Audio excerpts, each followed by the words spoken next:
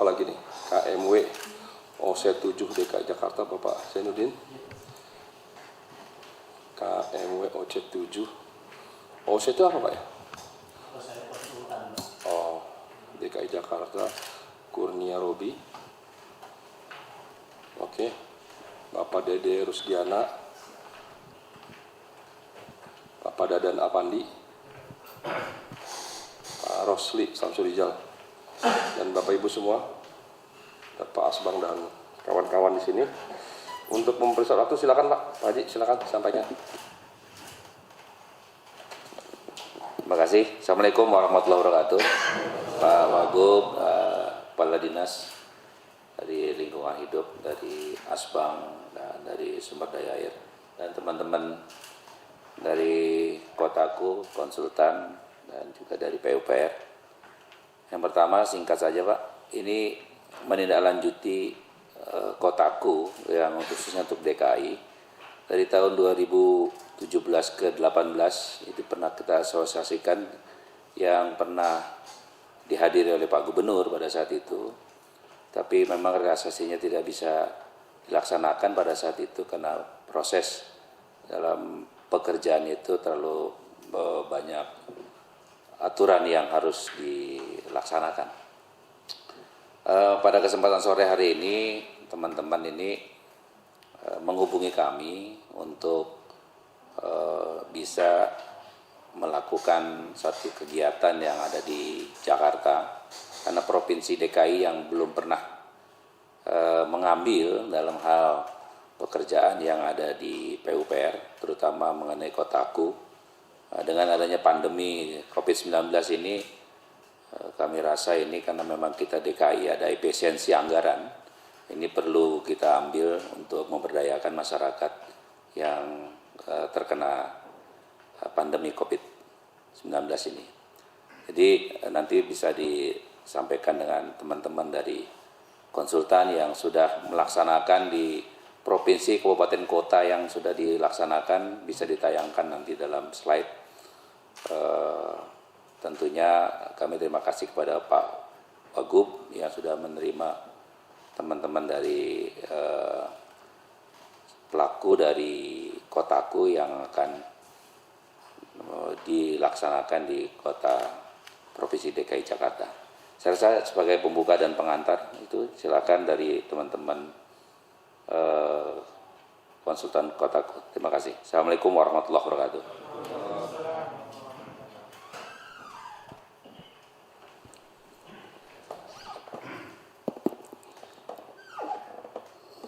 Terima kasih. Assalamualaikum warahmatullahi wabarakatuh.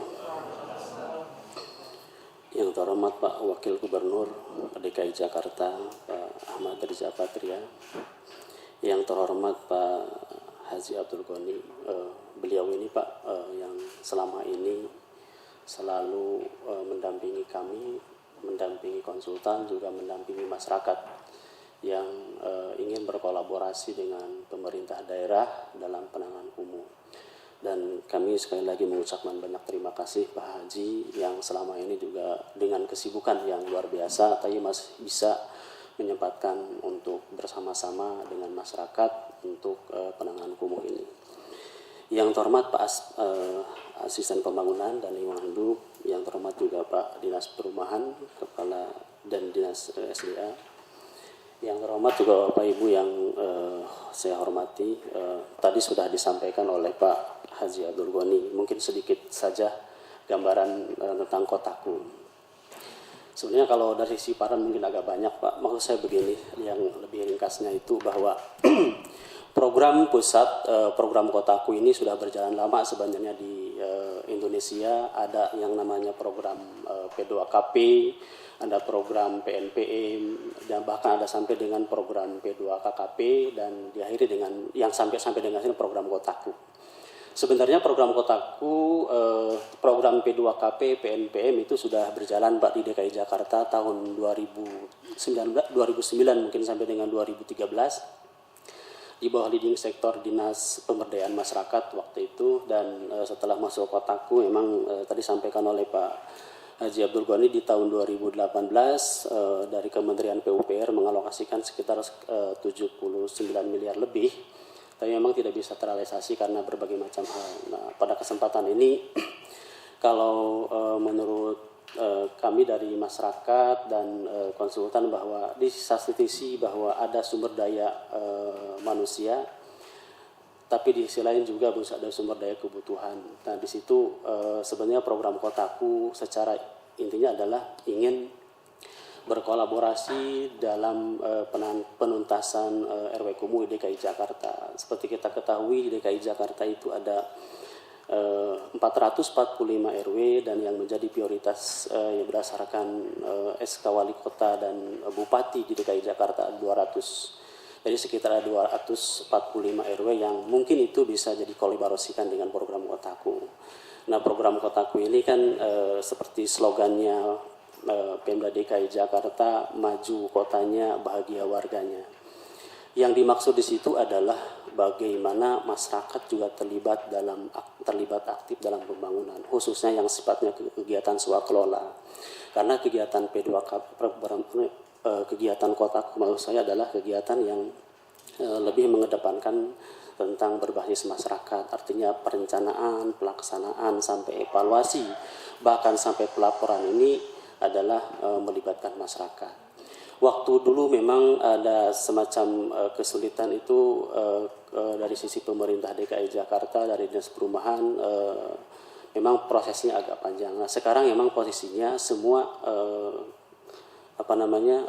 tim satker yang punya kewajiban untuk mencairkan dana itu ada di balai. Dan mohon maaf memang tadi Pak Balai rencananya mau ke sini tapi ada acara di Bogor.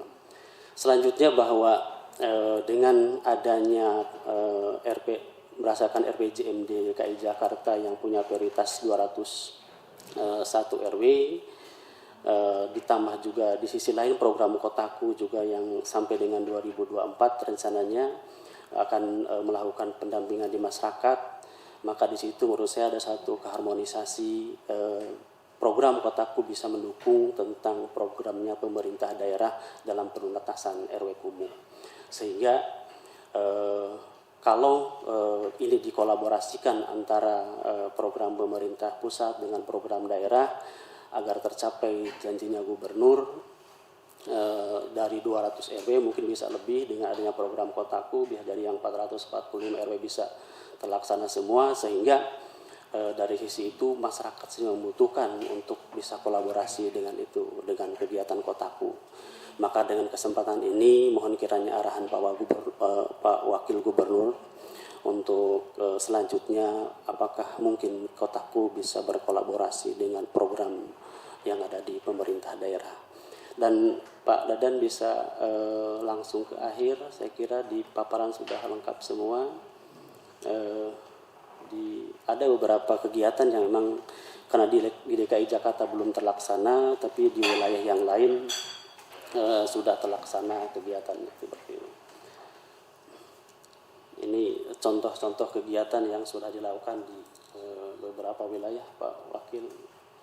Di sini juga ada di Kota Makassar, ada before dan after, dan juga ada di Yogyakarta, ada juga lanjut di Aceh,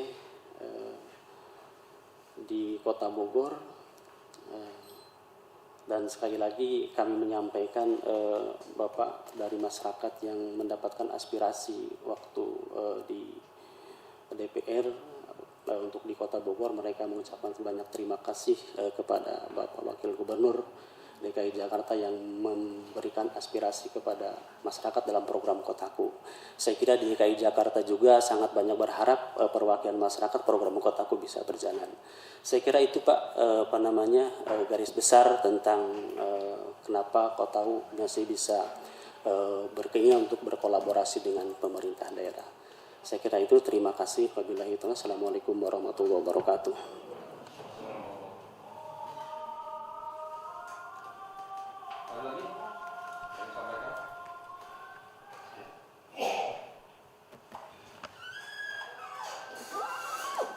Terima kasih. Assalamualaikum warahmatullahi wabarakatuh.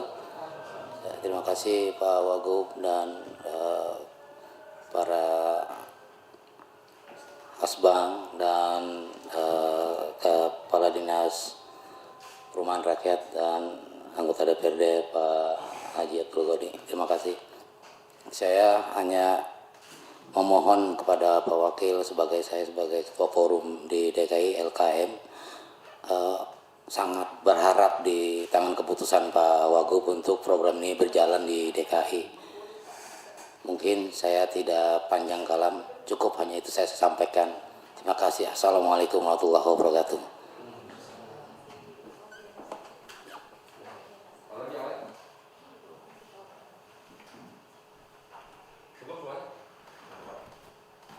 Mungkin Pak Asbang dulu, selama ini begitu Pak, sebelum saya. Terima kasih Pak Wagub, Bapak sekalian. Ya, tadi pertanyaan pertama tadi kan Kotaku ini kan udah kita tahu program udah lama, cuman memang di DKI sepertinya belum terrealisir. Barangkali ya mungkin Pak Wagub, kita dulu kan punya juga namanya program pembenahan 200 RW kumuh, sudah jalan. Kita bahkan sebelum pelaksanaan ada istilahnya CAP, Community Action Plan, yaitu perencanaan berbasis masyarakat Pak. Jadi konsepnya adalah masyarakat lah yang tahu masalahnya, dia butuh apa, dia yang merencanakan. Nanti dibikin dokumen CAP-nya, CAP itulah mendasari namanya CIP istilahnya, apa itu? Community Implementation Program. Nah itu seperti itu. Ya, memang ya poinnya adalah ya membenahin hal-hal kekumuhan, termasuk hal-hal secara keseluruhan lah, secara sosial, ekonomi dan fisik lingkungannya di sana. Ya, buat diketahui itu sudah berjalan ya Pak. Mungkin nanti dijelaskan oleh Dinas Perumahan dari 200 RW kumuh itu cap-nya berapa sudah, implementasinya berapa udah. Yang jelas masih jauh Pak dari 200 itu. Ya kalau kenyataannya sekarang kita ada kontraksi anggaran ini sehingga program itu semua praktis sudah nggak laksanakan. Hanya ada skala-skala provinsi aja itu nilainya kecil sekali. Jadi pendekatannya tidak RW per RW. Ya, mungkin nanti dengan program Kotaku ya kalau ngelihat itu ya sama lah. Hasilnya kita udah penerapannya ini bagaimana kampung-kampung itu menjadi lebih bersih, lebih rapi, lebih sehat seperti itu ya. Barangkali itu Pak. Jadi mungkin dengan adanya anggaran kita makin menipis ini ya kita sambut baik ini Pak program ini barangkali. Bahwa pelaksanaannya nanti ya tadi benar Pak, ini kan kalau kementerian kan program padat karyanya digalakkan sekarang. Ini oleh saya selalu ngikutin Pak itu ininya apa publikasi tentang padat karyanya kementerian ini. Tapi sifatnya itu kan ada yang masih sifatnya proyek, sebagian dari proyek itu dikhususkan untuk swakelola yang padat karya itu. Pendekatannya sifatnya masih pendekatan proyek. Atau kalau Kotaku ini nanti poinnya Pak, kira-kira kalau ini kita sambut baik, bentuknya seperti apa yang dukungan apa dari Pemprov yang harus kita lakukan. Ya, kalau dulu program Sanimas atau PM Mandiri dulu kan Pemprov itu kan hanya sekadar bisa sebagai satker atau sebagai PJPK atau penanggung jawab kegiatan lapangan saja. Seperti itu biasanya langsung di dinas leading sektornya dinas perumahan Pak. Barangkali itu Pak sementara. Ya, mungkin lebih detailnya singkat mungkin dari perumahan Pak yang bisa menjelaskan keberlanjutan dari program penataan kampung ini.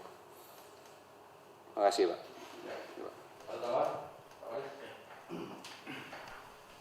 Terima kasih. Assalamualaikum warahmatullahi wabarakatuh. Yang kami hormati Pak Wakil Gubernur, Pak Asbang, Bapak Haji Abdul Ghani, dan Bapak Ibu sekalian, khususnya dari konsultan tim pendamping program Kotaku. Mohon izin Pak Wagub, kami laporkan bahwasanya sebenarnya hari Senin minggu yang lalu kami sudah ketemu dengan teman-teman konsultan pendamping ini diskusi di Dinas Perumahan Pak. Memang pada tahun 2017-2018 yang pernah dilakukan inisiasi terkait dengan program Kotaku ini memang secara faktual ada kendala terkait dengan organisasi kegiatan dan juga rentang wewenang dan tanggung jawab. Ini yang kemarin sudah kami diskusikan, insya Allah yang rencana akan dilakukan sepertinya sudah terdapat perubahan. Satker dan PPK-nya di pusat Pak ya. Nah ini mudah-mudahan pada tataran implementasinya nanti mungkin lebih mudah. Pada prinsipnya kami sudah menindaklanjuti dan kami besok pagi sudah menjadwalkan rapat dengan tim Pak untuk hal-hal yang sifatnya lebih teknis terkait dengan persiapan untuk kolaborasi kegiatan program Kotaku ini Pak. Demikian Pak, terima kasih Pak. Pak Nono mau ada apa? Cukup ya kawannya. Baiklah, Pak Haji Goni dan Bapak Ibu semua. Pertama, saya terima kasih menyambut baik kita bisa ketemu silaturahmi hari ini dan menindaklanjuti pertemuan saya dengan Pak Haji Goni kemarin. Dan Pak Haji Goni menyampaikan bahwa ada program Kotaku yang memang dibiayai oleh pemerintah pusat melalui Kementerian PUPR. Berapa anggaran tahun ini Pak? Kalau nggak salah? Kalau anggaran 700 untuk tahun ini? itu hektar Pak. Kalau misalkan kumulatif emang masuk ke PJMN 2020 sampai 2024 ada skala kawasan dan skala lingkungan itu sekitar 10 triliun.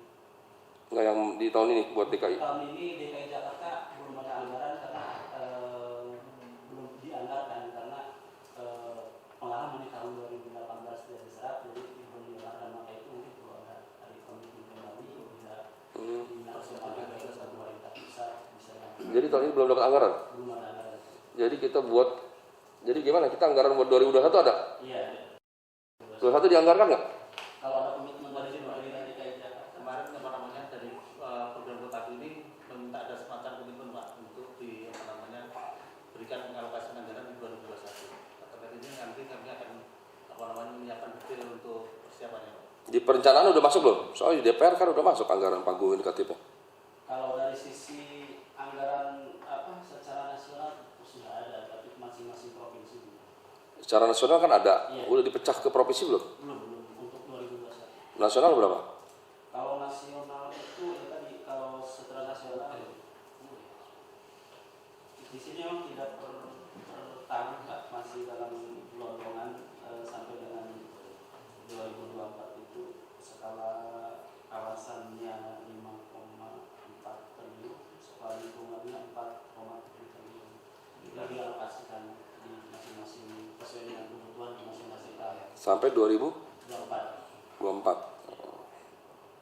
Oke, dulu pernah dianggarkan berapa yang tidak jadi terserap? 79,8 miliar. Oh, 70. Oke. Tahun 2018. 2018. Oke. Saya ada salah dengar dari Pak Haji Goni, sedengar kemarin 700 apa 800 miliar gitu. Tahun lalu yang pada saat yang lalu itu hampir 500 Pak. Yang nggak terserap Pak. Itu tahun berapa? Tahun 2017 ke 18. Nggak terserap tuh. Nggak terserap untuk DKI. Nah sekarang ini basisnya sekarang ini program yang baru ini perkiraan 1 miliar ya. 1 miliar Pak. Kalau 265 ya kurang. 267. 267 berarti 267 miliar. Dianggarkan nggak tahun ini? Perkiraan 1 miliar. Ya, tapi dianggarkan nggak tahun ini? Belum. Ah, itu masalahnya. Iya, memang yang dibutuhkan memang komitmen itu maksudnya adalah kalau misalkan keluar komitmen dari pemerintah DKI Jakarta, maka 2020 bisa Jadi dianggarkan? Sampai berapa? Ya kalau kebutuhan kita mau 2 triliun juga kita bisa serap. dilihat mungkin skala prioritas penanganan kumuh. Kalau DKI Jakarta kan sudah jelas 445 RW kumuh dan Iya. 200 RW kumuhnya itu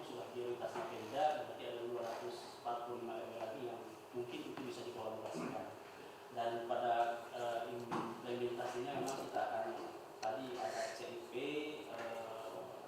Community Action Plan, dan ada juga PPLP, rencana penataan lingkungan. Itu di situ muncul indikasi kegiatan dan kebutuhan. Bisa dikejar nggak ini?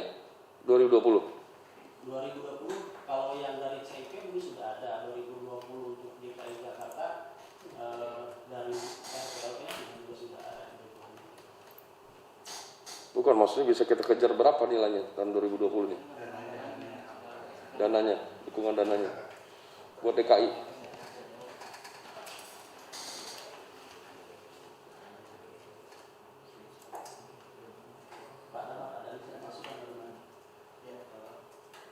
Mohon izin Bapak Wakil Gubernur dan Bapak Ibu sekalian, jadi pada prinsipnya untuk pelaksanaan program kota tanpa kumuh khusus untuk Provinsi DKI untuk 2020 memang tidak dialokasikan, karena untuk pelaksanaan di 2018 tidak terserap seperti tadi disampaikan oleh Bapak Kepala Dinas.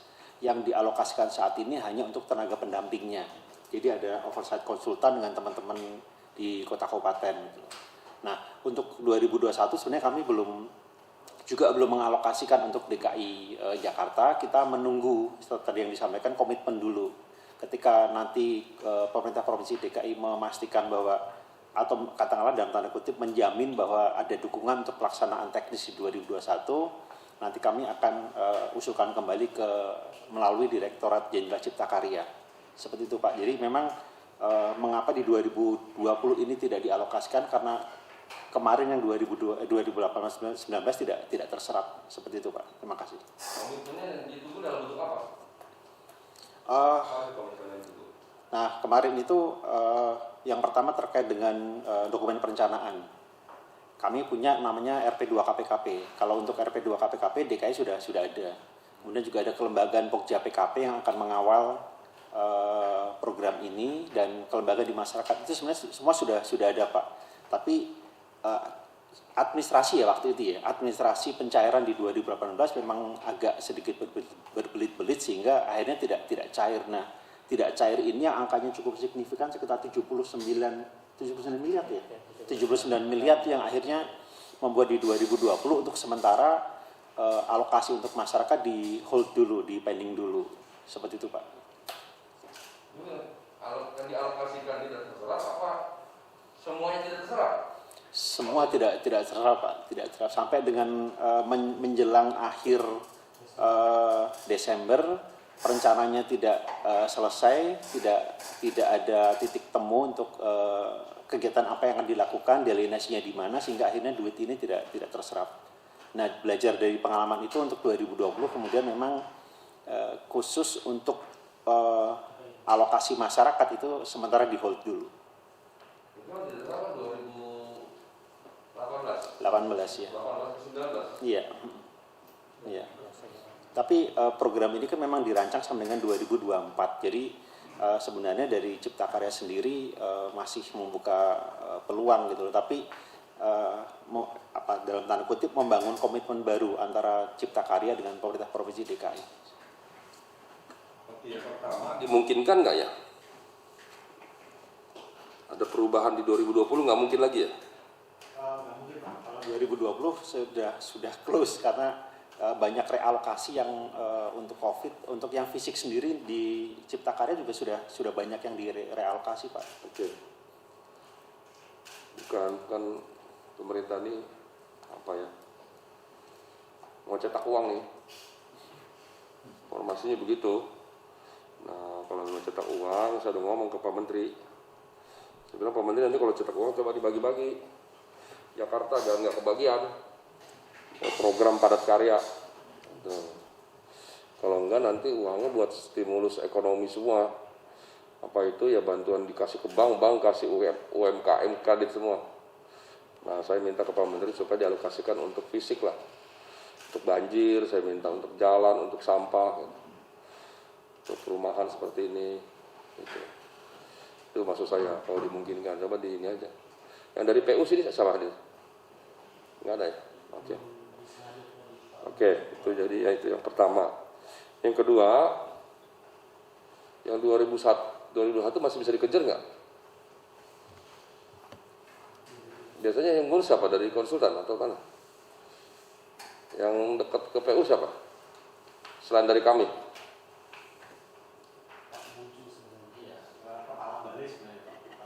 Iya. Oke, nanti disampaikan aja supaya dibantu. Nanti saya ngomong ke Pak Menteri. Saya udah ngomong ke Pak Menteri untuk bantuan kegiatan banjir, spam, air minum, sistem penyediaan air minum, sama limbah. Itu air limbah. Ini saya nggak tahu ini, kalau tahu saya ngomong sama Pak Menteri. 2 minggu yang lalu saya udah ketemu Pak Menteri. Ya. Saya kira nanti saya susulin juga deh. Tolong tapi teman-teman bantu juga. Dimungkinkan nggak gitu? Dianggarkan di 2021 dikejar. Kalau dia ada gelondongan di 2021, itu dimungkinkan nggak gitu?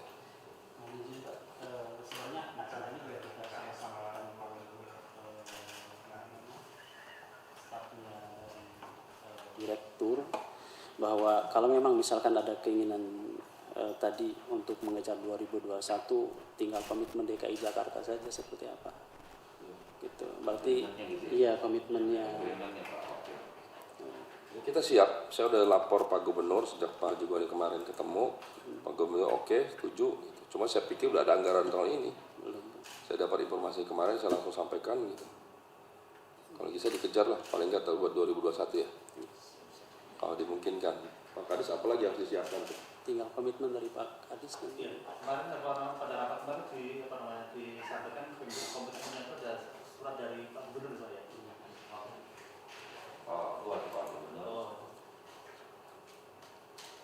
Komitmen dari Pak Gubernur atau Pak Wakil. Yang penting DKI itu ada pernyataan siap untuk menerima program itu, Pak. coba dibuat aja Pak, disusulkan. Apalagi yang dibutuhkan? Kalau teknisnya mungkin bisa diatur apabila ada komitmen awal dari Bapak mungkin di kelembagaan Bapak bisa berjalan, maka mungkin dari dinas perhubungan dengan konsultan dan masyarakat akan membangun untuk membangun administrasi yang lebih lengkap.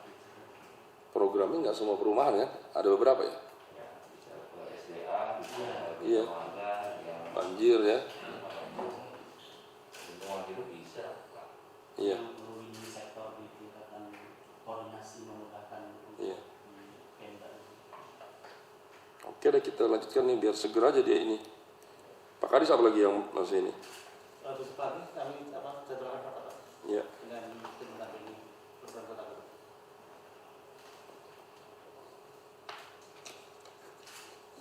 Kejar ya kalau bisa ya. Memang ada pengurangan anggaran dari PU.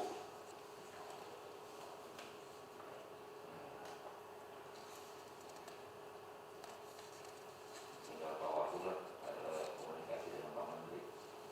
Ya. Saya udah ketemu Pak Menteri, mau dukung. Nanti disiapkan dengan surat dari DKI. Iya. Oke begitu ya. Kita tunggu ya. Pas banget nanti di ini ya Pak. Ada lagi sama? Biasanya kan gini, untuk membuat komitmen itu biasanya harus ada awal dulu biasanya. Bahkan biasanya kalau istilah itu kesediaan Pemprov untuk memfasilitasi, bersedia menerima pekerjaan itu segala macam. Itu biasanya datang suratnya dari pusat dulu. Nah untuk menuju surat itu bentuknya seperti apa? Baiknya kita bicara dulu, misalnya dengan balai dulu gitu loh Pak. Pak Kadis ya tolong difasilitasi aja bentuknya kayak apa? Ujungnya nanti minta komitmen gubernur itu datang surat dulu Pak. Izin Pak, kemarin sudah sempat kami sampaikan Pak. Nah, Karena dari tim pendamping menyampaikan karena ini program sudah lama, gitu, jadi mengacu pada surat atau regulasi awal gitu Pak. atau begini Pak, dibalik atau ya kita memohon ke pusat untuk mendukung pembiayaan program-program yang kita tertunda ini, bisa saja begitu nanti Pak, didahului seperti itu. Nanti baru diprogramkan, komitmen belakangan. Biasanya komitmen itu setelah sudah ada dulu Pak ininya, programnya ya, kayak gitu Pak. Oke, kita tunggu Pak ya. Iya Pak. Makasih Bapak.